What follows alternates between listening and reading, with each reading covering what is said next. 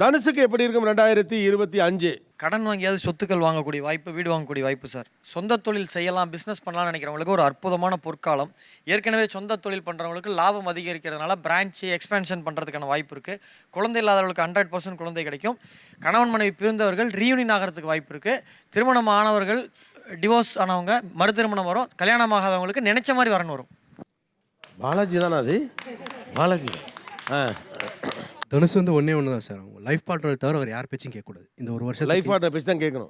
இந்த 12 ராசிகளில் முழு பலனை பெறக்கூடிய ராசி வந்து தனுசு ராசி தான். இந்த வருஷத்தில் நல்ல வேலை, வீடு, மனை, வாகன அமைப்பு, நல்ல குடும்பம், நல்ல குழந்தை, நல்ல லைஃப் பார்ட்னர், தொழில ஏற்றம், ஃபினான்ஷியலாக ரொம்ப ரொம்ப சூப்பராக எல்லாமே தனுசு ராசிக்கு உலக புகழ் பெறக்கூடிய அமைப்பு இருக்குது. என்னம்மா ஓஹோன்னு இருக்கு? புரியல சார் எனக்கு. திடீர்னு யாரோ நமக்கு நல்ல வார்த்தை சொல்றப்போ என்ன நடக்குதுன்னே நமக்கு தெரியாம நிப்போம்ல, அந்த மாதிரி கேட்கலாமா வேணாமான்னு எனக்கு தெரியல. ஓகே, எத்தனை கிரீடம் தனுசுக்கு? ஓ, நிறைய பேர் வச்சிருந்துருக்காங்கப்பா பதிக்கு. பாலாஜியே ஒரு கிரீடத்தை எடுக்கிற அளவு தனுசுக்கு நல்லா இருக்கு. தனுசு அட்டகாசம் போங்க.